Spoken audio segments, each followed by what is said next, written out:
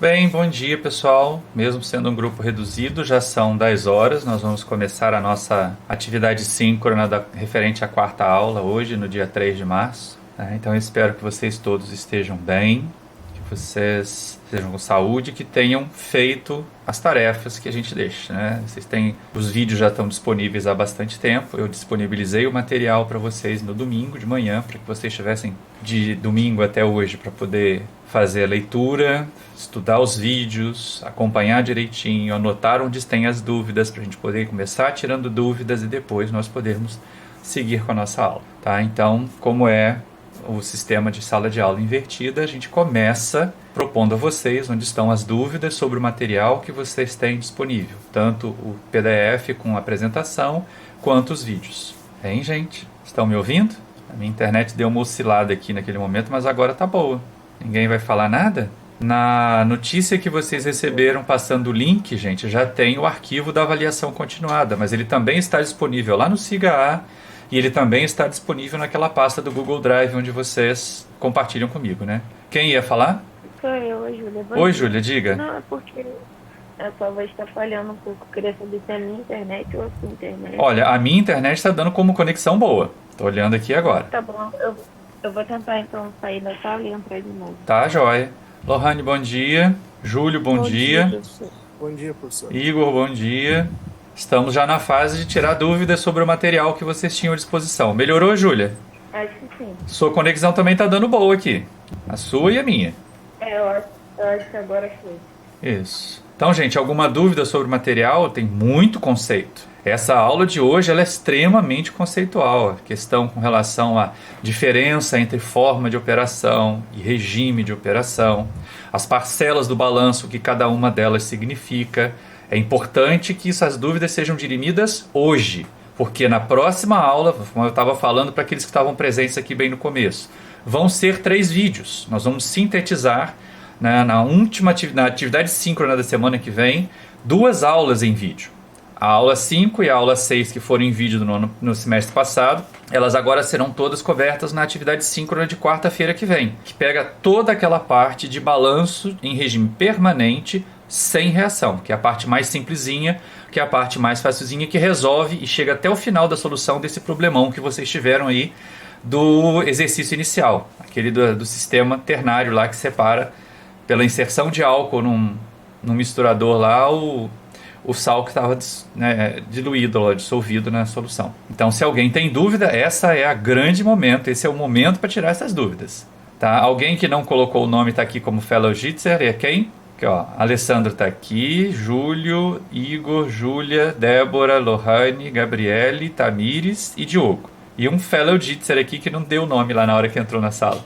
Nathalie, bom dia. Então eu estou aguardando que vocês tragam as dúvidas de vocês, que vocês apresentem quais foram os problemas, as dificuldades que vocês tiveram, tanto nos vídeos quanto no material escrito, gente. Cadê? Acreditar que ninguém teve dúvida nenhuma é a mesma coisa que acreditar em Papai Noel vai trazer presente para mim em dezembro, né? Porque a gente vê o resultado, a turma do período passado teve 50% de aproveitamento só, de aprovação, então o pessoal em alguns já estão no bis aí, é hora de realmente tirar as dúvidas, para não carregar para uma terceira vez a dúvida que não está conseguindo tirar. Eliselma, bom dia. Roger, bom dia. Estamos na fase das dúvidas, ninguém tem dúvidas? Todo mundo entendeu tudo dos vídeos? Hein, gente? Estou aguardando que vocês se manifestem, que vocês falem. Se não há dúvidas, a gente vai para o exercício, né? A gente começa Professor, Sim. eu cheguei até a te mandar uma mensagem no e-mail. Ah, Eu não consegui fazer aquele exercício do modelo de crescimento exponencial da sim, as avaliação dúvidas com contínua. relação à avaliação continuada da semana passada. Deixa eu abrir a avaliação continuada aqui para colocar para vocês. Agora, é uma questão interessante porque, assim, o material de vocês tinha isso, né? O material de vocês estava com isso bem colocado lá, a segunda aplicação do princípio da homogeneidade dimensional. Esse exercício é sobre isso. Tanto que eu comentei para muitas pessoas assim, ó, slide 5, 6 e 7. Ajuda a resolver tanto o modelo de crescimento exponencial quanto a variação da temperatura com resfriamento. Tá? Mas a gente pode fazer aqui agora com a mesa digitalizadora para vocês poderem acompanhar. Deixa eu abrir uma página em branco aqui do que é mais fácil, né, do PowerPoint, e compartilhar essa tela com vocês.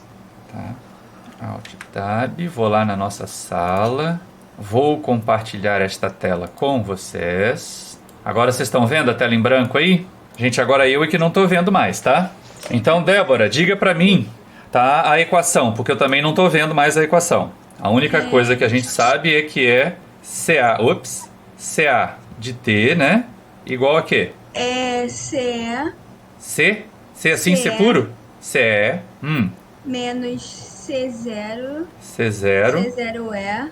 C0 menos CE, né? Não, C0E. Aí vai ser o exponencial.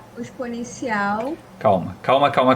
Não criemos pânico aqui nessa hora, porque eu acho que a gente está vendo coisas erradas, coisas diferentes. Ah, C0E. Não, C0 exponencial, né? C0E é outra coisa. CE, né? Depois C0 exponencial de menos A1 T ao quadrado, certo? Isso, exatamente. Tá bom. Então deixa eu voltar para lá, porque senão... Isso.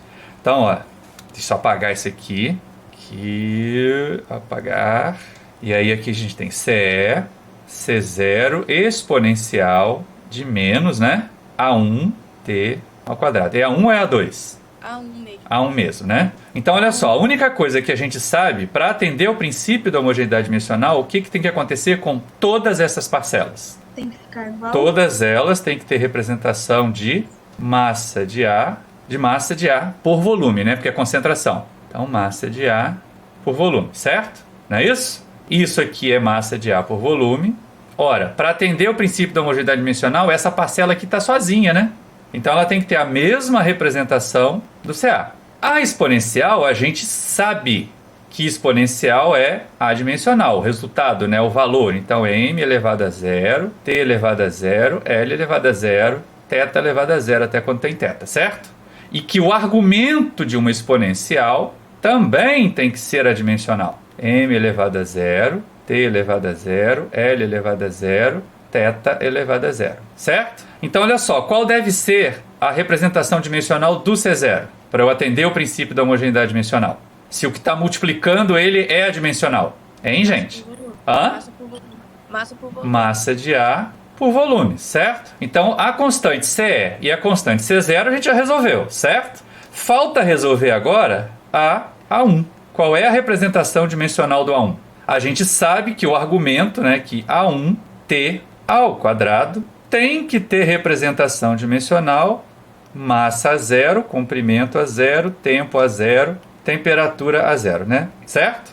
Mas olha só, qual é a representação dimensional de A1? Isso aqui então vai ser a representação dimensional de A1, massa elevado a A, comprimento elevado a B, tempo elevado a C, temperatura elevado a D, vezes a representação do tempo, né? Tempo. Isso aqui vai estar ao quadrado. Esse quadrado não vai importar em nada para nós, né? Porque se ele vai ter que multiplicar uma dimensional, não vai fazer diferença nenhuma na nossa vida. Mas olha só, montando as equações dimensionais, o que multiplica massa no primeiro membro dessa equação aqui? 0 igual a A, mais nada, né?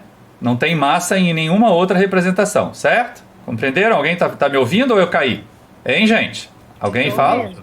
Tá, qual é o expoente de comprimento? Zero no primeiro membro, né? Igual a B, certo? O que é o de tempo no primeiro membro? 0 igual a quê? A C mais 1, certo? Concordam? E aí, ó, A ao quadrado, porque a gente está elevando ao quadrado ali, não vai fazer a menor diferença. E o que é o expoente de temperatura? 0 igual a zero, a D. Ou seja, a gente já tirou que A é 0, já tirou que B é 0 e já tirou que D é 0. E daqui a gente tira o quê? Que C vale quanto, gente? Hein? Estão vendo? Vocês estão acompanhando a aula? C vale menos 1. Entendeu agora? Ou seja, A tem representação dimensional, A1 tem representação dimensional de 1 sobre tempo. Porque aí 1 sobre tempo vai multiplicar tempo, dá a dimensional, que é o argumento do exponencial. Mais alguma dúvida em relação a isso? Consegui te esclarecer agora, Débora? Débora? Pessoal, o que está acontecendo? Hein? Vocês estão me ouvindo? Estou ouvindo. Pois é, mas por que não responde? Aqui tá normal, professor. Então, por que não respondem? Não, mas quem tá falando é a Júlia, eu respondi. Ah, sim. Pois é. Então, ó, posso interromper a apresentação? Alguém tem alguma dúvida a mais em relação a isso? O outro exercício é igual. É o mesmo tipo de análise que se faz. Professor, Sim, quem é? O Fellow Gisser. Se identifica primeiro. Quem é você, já que você não colocou o nome? é o microfone, Nathalie. Ah, tá. O microfone da Nathalie. A Nathalie tem o microfone da Nathalie. Tá bom, vamos lá. Isso. A minha dúvida é também sobre isso, só que no segundo exercício. No primeiro eu consegui fazer, só que no segundo não, por causa da manipulação. No segundo não, mas é a mesma coisa, é o mesmo princípio. Mas o segundo tinha que fazer manipulação, não era? Tem não. Você vai montar a expressão e vai fazer o cálculo do mesmo jeito que nós fizemos. A única diferença ali é que o A1 está do lado de fora. Ele não está multiplicando, não está dentro do parênteses. Então você tem que levar em conta que ele vai ter uma unidade diferente de tempo a menos 1. Não é verdade? Mas a expressão é a mesma. Sim, eu sei. Tá? Então onde é que está a sua dúvida? Se você tem lá um procedimento a ser adotado, por que você não adota o procedimento? E aí vê que você consegue resolver. Não tem manipulação nenhuma ali. Eu fiz desse jeito, só que o senhor mesmo me respondendo e-mail falou que eu tinha feito de um jeito muito errado. Por isso que eu não estou conseguindo ver o meu erro. Bom, então vamos esclarecer. Vamos lá. Deixa eu voltar lá para a tela do coisa com a nossa telinha aqui. Alt Tab. Deixa eu ir lá na apresentação, que eu tenho que usar o mouse aqui agora. Pronto. Isso aqui eu vou ter que apagar, tá bom? Já posso? Todo mundo que precisava tirar dúvida com relação a isso aqui já viu? Então eu vou apagar aqui para escrever tudo de novo. Só que agora eu não vou mais fazer, o resto vai ser direto, né? Vai ser de bater o olho e entender o que está fazendo. Então olha só, a outra é um resfriamento ou um aquecimento, alguma coisa assim, né? É um problema térmico. Sim, com temperatura. Só apagar aqui esse negócio. Próxima vez eu deixo logo 2 páginas em branco. Pronto. Apagadinho, limpinho. Então vamos lá, a equação é lá em cima. T de T, ditem para mim aí. É igual a quê? É T de T igual a CE CE mais C0 exponencial. Exponencial de menos K, né? Não, é menos a K não, é menos A1, né? Menos A1. Menos A1, T elevado a 2,5, certo? Isso. Bom, para atender ao princípio da homogeneidade dimensional, todas as parcelas dessa equação têm que ter que dimensão? Temperatura. Então ninguém vai discordar que o CE tem dimensão de temperatura e que o C0 tem dimensão de temperatura, certo? Pelo mesmo análise que a gente fez, por quê? Porque essa exponencial aqui é dimensional. Massa elevada a zero, comprimento elevado a zero, tempo elevado a zero, temperatura elevada a zero. Mais ainda, o argumento da exponencial é adimensional. Massa elevada a zero, comprimento elevado a zero, tempo elevado a zero, temperatura elevada a zero, certo? Então agora vamos analisar só o argumento, só o A1 que multiplica T elevado a 2,5. Isso aqui vocês sabem que tem que representação dimensional. Se não falar comigo, eu não ando. Tudo isso, essa parcela aqui tem que ter de que dimensão? Tem que ter temperatura. Presta atenção que a gente acabou de falar. Eu estou analisando o argumento da exponencial. Qual é a dimensão do argumento da exponencial, gente? Está escrito lá em cima. É tempo elevado a 2,5? Não! Eu não escrevi aqui, gente. Onde é que vocês estavam quando eu estava escrevendo isso? Aqui nesse momento e no outro exemplo também. Que o argumento da exponencial tem que ser adimensional. Isso é adimensional. Isso aqui é massa elevada a zero, comprimento elevado a zero, tempo elevado a zero, temperatura elevada a zero. Tudo, a parcela inteira. Tá? Só que a parcela inteira é um produto, não é? É o produto da representação dimensional do A1, que é o quê? Massa elevado a A, comprimento elevado a B, tempo elevado a C, temperatura elevado a D, vezes a representação dimensional do tempo, só que o tempo está elevado a 2,5. Concordam comigo? Hein, gente? Sim. Pois é, então agora vamos lá. Expressões ou equações. Eu tenho que igualar os expoentes. Equações dimensionais. Qual é o expoente de massa no primeiro membro? 0. E no segundo?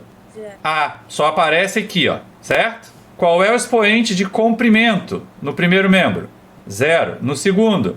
B. Qual é o expoente de tempo no primeiro membro? 0. No segundo? C mais 2,5. Qual é o expoente de temperatura?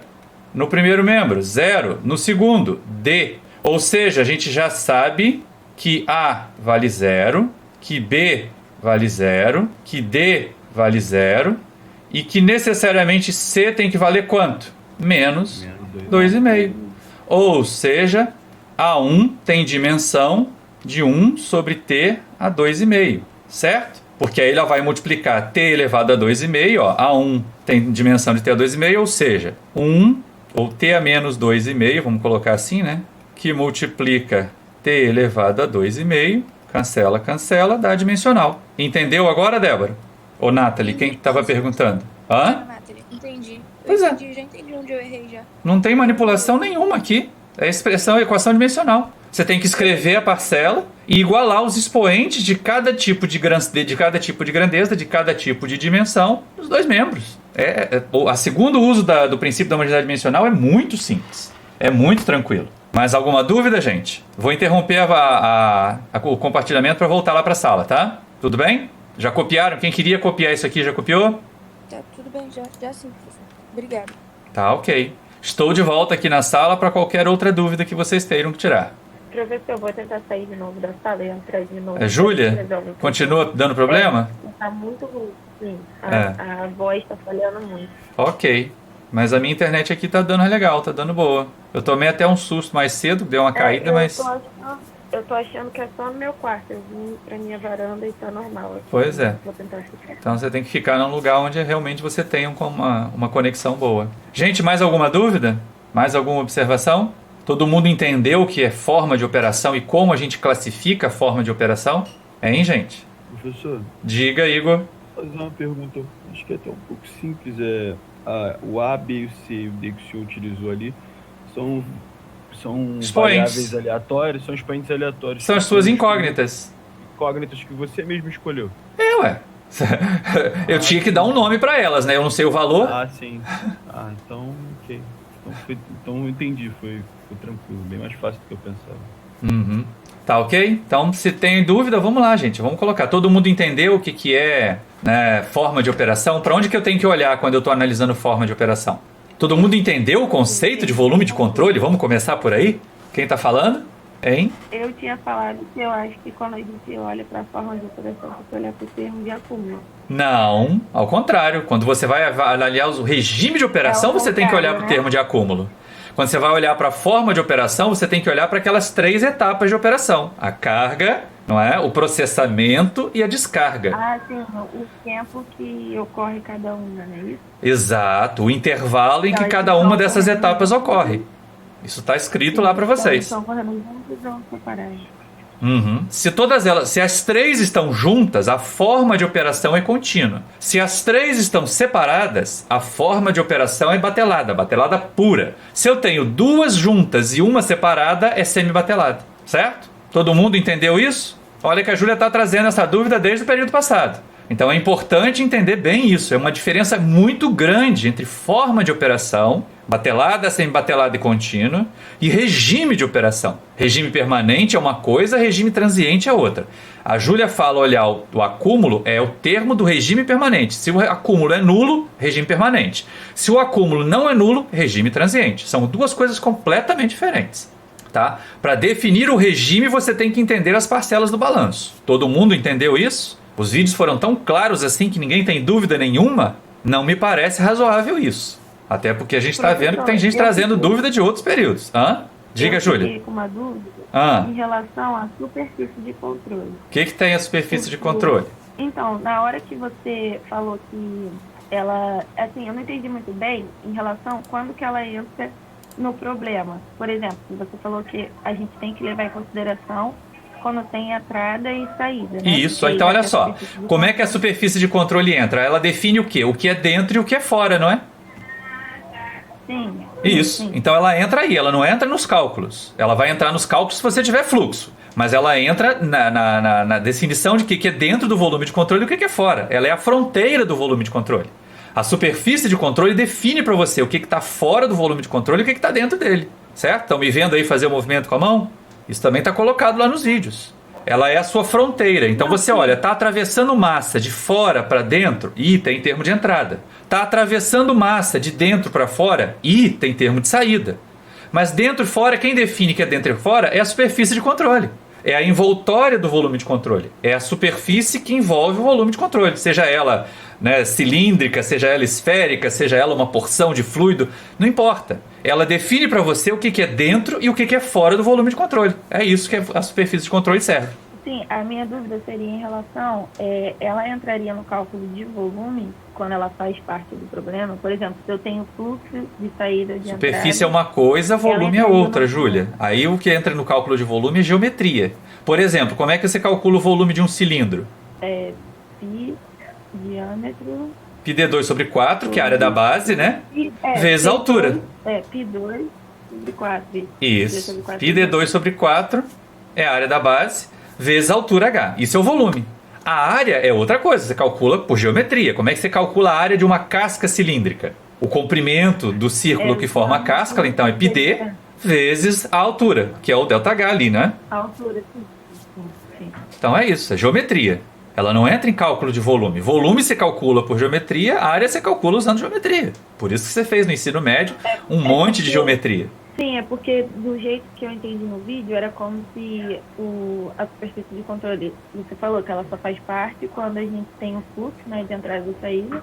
Isso, porque aí você recebe... Qual é a definição de fluxo? Fluxo é o quê? É taxa dividido por área. Então, se você tem a informação sobre o fluxo e que é a taxa, você tem que multiplicar pela área. Então, você tem que saber qual é a área, certo? Quer ver? Vamos fazer uma brincadeira com a mesa digitalizadora que vai ajudar a entender. Deixa eu entrar aqui de novo na minha página em branco. Deixa eu acrescentar logo outra página em branco aqui, para facilitar a vida caso a gente precise. Pronto, estão vendo a tela em branco? Estão vendo a tela em branco? Beleza. Sim. Agora eu estou aqui também. Então, vamos imaginar o seguinte, olha só. Eu tenho um tubo. Não está bonitinho, mas é o jeito, né? Esse tubo tem diâmetro D, comprimento L. Lzão, certo? Mas aí eu vou dizer que eu quero um volume de controle que na verdade não é o tubo todo. Ele é um trecho do tubo com comprimento ΔX, certo? Continua tendo diâmetro D, hein, gente? Ó, deixa eu tentar fazer até tracejado aqui. É tubo, tá? Então, olha só, como é que eu calculo o meu volume de controle ali? Como é que eu calculo o volume desse pedacinho aqui? Vai ser o volume daquele pedaço ali. Π D2 sobre 4, né? Apesar do cilindro estar deitado, essa aqui é a base, vezes o ΔX, certo? Esse é o volume de controle, correto? Sim ou não? Sim. Pois é. Então agora qual é a minha superfície de controle? Eu tenho a casca cilíndrica, que é sólida, é a parede do tubo, mais duas tampas que são só imaginárias, né? Como é que eu calculo a área da casca cilíndrica?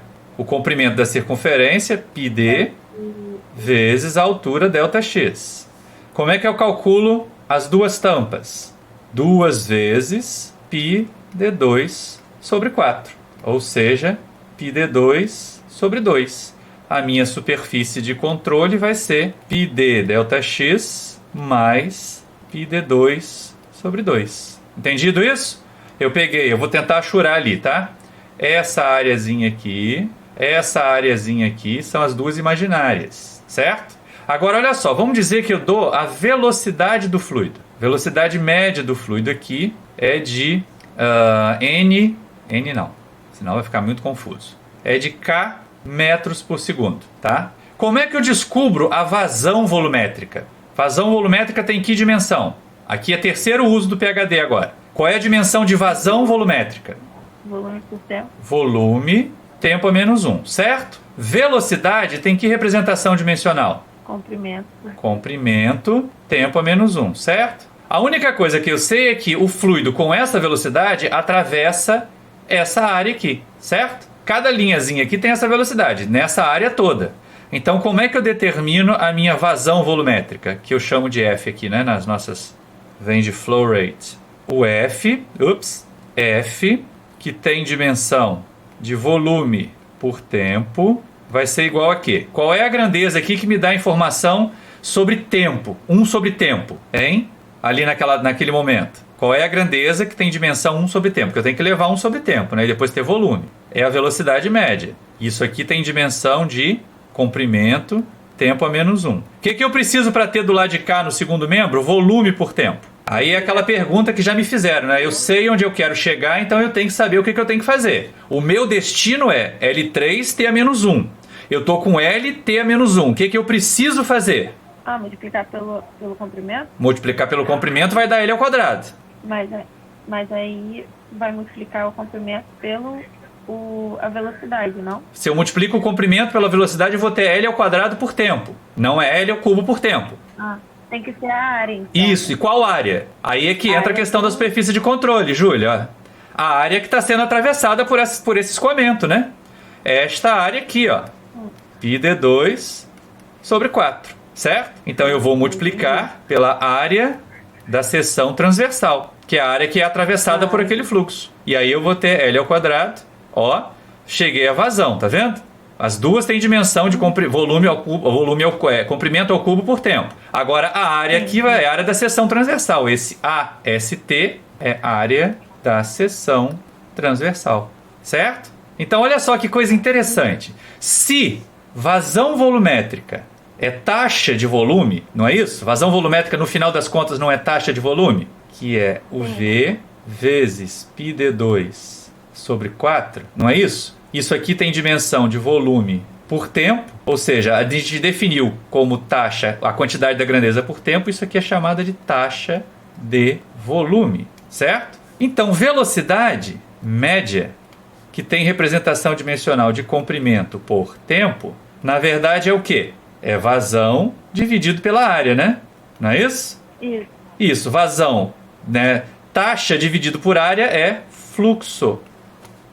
Se fosse mássico, bastaria multiplicar pelo ρ, certo? Se eu quisesse vazão mássica, bastaria multiplicar pela massa específica que a gente resolveria tudo de uma vez só. Continua a dúvida, Júlia? Não, agora eu entendi. Isso. Então é para isso que a gente usa a superfície de controle, para ver onde atravessa, como que atravessa, que área que é atravessada, porque você pode perceber nesse tubo aí que eu só posso trocar massa por duas das áreas, né? Pelas duas tampas que são imaginárias. Eu não posso trocar massa pela casca. Se fosse energia, eu poderia trocar energia pela casca, não posso? É assim que funciona um trocador de calor. Então a gente tem que entender superfície de controle, volume de controle, né? Cada uma dessas situações, porque elas vão ser aplicadas, tudo bem? Estou fechando aqui a apresentação e voltando para a sala. Já me viram? Mais alguma observação, pessoal? Mais alguma dúvida? Então, olha só, a avaliação continuada de hoje, que vocês têm até 1h da tarde de sexta-feira para entregar, ela exige de vocês o uso do princípio da homogeneidade dimensional e exige de vocês os conceitos de balanço na forma integral, balanço na forma diferencial, né? Combinação de variáveis para obter os termos de um balanço e vale a presença. Só vale a presença se tiver completo, se tiver trabalhado nas duas questões. Não me adianta mandar uma questão sozinha e não conseguir resolver a outra. Não ganha presença. E nem vai ser computada também aquele pontinho do chorinho lá, se precisar de algum pontinho chorado para passar depois no final. Se ficar lá com as médias 4.7, 4.8, 4.9, não vai ser por essa avaliação continuada aí que vai conseguir algum décimo. Tudo bem? Se ninguém tem mais nenhuma dúvida, a gente pode partir para a chamada para encerrar a aula. Ok? Mais alguma observação, gente? Mais alguma pergunta? Posso fazer a chamada? Então, olha só. Ou respondam no chat, ou respondam no microfone, tudo bem? Diga quem está falando. É o Bruno. Bruno. Fala, Bruno. Quando o senhor fala que o regime transiente ocorre sempre na forma batelada... Fala um pouquinho mais alto, por favor. Quando o senhor fala que o regime transiente ocorre sempre na forma batelada e semi-batelada, esse semi-batelada é o normal ou batelada alimentada também? Batelada alimentada é semi-batelada? Não, sim. São as duas formas de semi-batelada ou só... As duas formas, ué. Você tem acúmulo sempre. Sim. Quer ver? Vamos lá de novo. Agora a gente precisa usar isso, olha A só. ordem mudava. Não, você continua tendo acúmulo. O que caracteriza o regime permanente é acúmulo, não é? Então, olha só, vamos pensar aqui, ó. Tela em branco, todo mundo vendo? Hein, pessoal? Sim. Então, vamos lá, olha só. Se eu estou fazendo o balanço em batelada, tanto faz, forma diferencial ou forma integral. Eu vou ter o quê? Acúmulo igual... Tem entrada no batelada? Vou colocar todos os termos aqui, ó. Entrada... Saída menos saída mais geração menos consumo. certo? No batelada tem entrada? Enquanto está acontecendo o processamento, gente? Alguém responde? Não. De preferência você, Bruno, que fez a pergunta. Não tem entrada. No batelada puro não tem entrada, não tem saída, certo? Então, olha só, eu tenho geração e consumo. Eu posso até ter uma geração, posso até ter consumo, mas dificilmente esse acúmulo aqui vai ser zero, não é verdade? Sim. Então, batelada sempre em regime transiente, certo? Porque dificilmente esse acúmulo aqui vai ser zero. Esse termo aqui e esse aqui dificilmente se cancelarão. Na maioria das vezes, né, como vocês viram nos exemplos, a gente tem um ou outro. Dificilmente você tem os dois, não é verdade? Mesmo assim, você pode ter os dois, mas eles não vão se cancelar. Se eles não se cancelam, o acúmulo não é zero. Então é sempre regime transiente. Agora vamos lá, batelada alimentada, tá? Então a gente tem acúmulo igual entrada menos saída mais geração menos consumo. Tem saída no batelada alimentada? Hein, gente? Alguém responde? O que caracteriza a batelada alimentada? Bruno? Vamos, pessoal. Caiu a minha conexão? Eu tô te ouvindo. Ah, tá bom. Então responde alguém. Eu preciso que vocês respondam. Estão vendo a tela? Numa batelada alimentada tem saída? Tô falando que as dúvidas existem, vocês não conseguem nem colocar. O que caracteriza a batelada alimentada, gente? Olha lá no slide. Hein? Júlia, Bruno, Débora. A carga e o processamento simultâneos. Né? A carga e o processamento é simultâneo. Então tem saída? Tem descarga? Hein, gente? O que é a descarga? Não é a saída, gente? Então não tem saída. Isso aqui é diferente de zero, tá? E aí geração e consumo. E de novo aqui o que vai acontecer? O acúmulo fica diferente de zero. Se eu tiver o semi-batelada, isso aqui também é semi-batelada, tá? Ó, lembra, isso é semi-batelada. Esse aqui é o semi-batelada, em que eu tenho carga separado e depois processamento e descarga junto. Ou seja, eu tenho acúmulo igual, não tem entrada, porque aqui é o contrário, né? Eu estou descarregando e processando junto, menos saída, mais geração, menos consumo, certo? De novo, esse acúmulo dificilmente vai ser diferente de zero. Isso aqui é diferente de zero.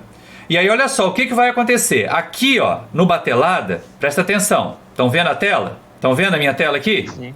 Então, ó, no batelada, não há variação de massa global, certo? O sistema está fechado, não entra e não sai, então a massa que tem ali dentro continua a mesma. Todo mundo entendeu isso? Hein, gente? Tudo bem, então, ó, não tem variação de massa global. Então, né, só vai ter acúmulo porque tem uma diferença entre geração e consumo.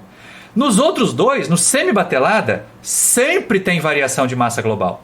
O que aconteceria nesse caso aqui, ó, na batelada alimentada, se o tempo passasse indefinidamente? Ele vai transbordar, não é? Você vai colocando matéria lá para dentro, vai colocando matéria lá para dentro, vai colocando matéria lá para dentro, chega uma hora que transborda. Por isso que tem que parar antes. E o que acontece nesse aqui, que eu estou descarregando e produzindo ao mesmo tempo? Ele vai secar. Chega uma hora que você não tem mais sistema ali dentro, você não tem mais matéria ali dentro, porque está saindo o tempo todo, certo? Aqui, ó, eu tenho variação de massa global positiva e aqui eu tenho variação de massa global negativa. O primeiro requisito, o número 1, o requisito 0, para algum sistema chegar ao regime permanente é que não pode ter variação de massa global. Então o semi-batelada, ele é até mais, né, se pudesse existir uma classificação dessa, ele é mais garantidamente transiente do que o batelada. Porque você poderia ter em algum momento, que eu acho pouco provável, né, mas acontece em sistemas térmicos, isso pode acontecer, mas mássicos não, a geração igualar o consumo e dar zero no acúmulo, tá? Mas dificilmente isso acontece. Agora, no semi-batelada, nunca acontece. Sempre você vai ter variação de massa global, então sempre vai ser regime transiente. Só é possível chegar ao regime permanente quando a forma de operação é batelada. São dois conceitos diferentes. Forma de operação é um conceito, regime de operação é outro conceito, mas são conceitos que estão entrelaçados, que estão interligados entre si. Todo mundo entendeu isso? Agora resolveu, Bruno? Sim, professor. Muito obrigado. Tá, ok. Então, a gente descarta aqui, volta lá para a sala de aula. Agora eu posso fazer chamada, né? Professor. Oi. Quem tá falando? Nathalie. Oi, Nathalie, diga. Recapitulando, semi-batelada sempre vai ser transiente, mas para ser permanente só pode ser batelada. Não, você não entendeu. Deixa eu peguei. Não, você não pegou. Você nem pegou o vídeo e nem entendeu agora. Não, batelada sempre é transiente. Ah, tá. Não, eu só confundi. Semibatelada sempre é transiente. Só pode ser contínuo, só chegará algum dia ao regime permanente se a forma de operação for contínua. A única possibilidade de ter regime permanente é se a forma de operação for contínua. Se for batelada ou se for semibatelada, é regime transiente direto. Não tem nem que pensar no regime, é transiente. No contínuo é que você pode ter batelada, pode ter transiente e permanente. Na forma de operação contínua, você tem os dois tipos de regime possíveis. Na batelada, só transiente é possível. No semibatelada, só transiente é possível. Fechou agora? Ficou claro agora? Não, agora sim. Tá, isso está desenhado lá nos slides, Nathalie. É só você olhar seus slides. Foi na hora de eu anotar aqui que eu fui besteira. Tá, joia. Mas tem um slide lá que a gente fala, não confundir. E aí eu coloco de um lado a forma de operação, do outro lado o regime de operação. A gente vai falar disso 1 milhão de vezes, mas assim, se pensar em regime permanente, só tem uma forma possível, que é contínua. A única forma de operação que permite regime permanente é a forma contínua. Mesmo assim, não é garantido de que seja regime permanente, como a gente vai ver nas 2 últimas aulas. Você pode ter operação contínua em regime transiente, porque a exigência para ser regime permanente é muito grande, né? Nada pode acumular, nenhuma grandeza pode acumular. E a exigência para ser regime transiente é muito simples, basta que uma acumule para você ter regime permanente no sistema inteiro. Tudo bem? Tudo bem, professor. Ótimo, então vamos fazer a nossa chamada? Alessandro, tem uma A ali, mas não está falando. É o tipo que liga, entra na sala e vai embora? Deixa só o sinalzinho? Alessandro Doliuma, bom, falou no chat. Alan. Presente, professor. Amanda. Presente, professor. Bruno Lopes. Presente, professor. Débora. Presente, professor. Diogo. Presente, professor. Elisielma Doliuma. Nem no chat, nem no microfone. Vou dar falta.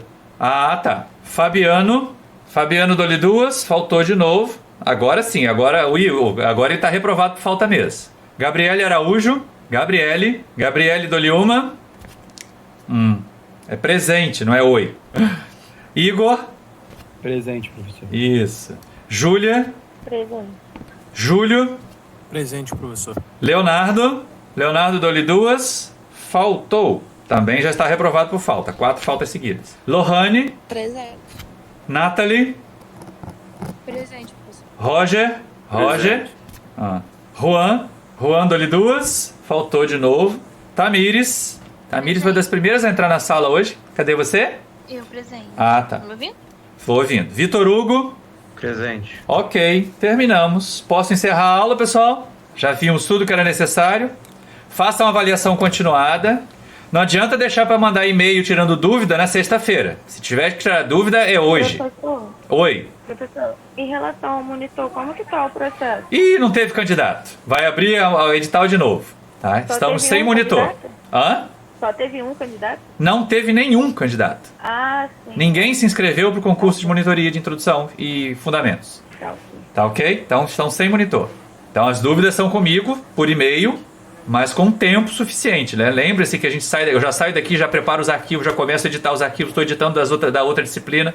Então assim, não adianta chegar, estou com dúvida na avaliação continuada ao meio-dia de sexta-feira. Não vou nem olhar. Não tem como eu olhar. Vou estar ocupado com outras coisas. Então, se alguém tem dúvida sobre a avaliação continuada, me mande por e-mail até o fim da tarde de hoje. Depois das 18 horas, eu já não consigo mais atender vocês, tá ok? Então, eu vou encerrar a aula aqui. Tchau para vocês. Grande abraço.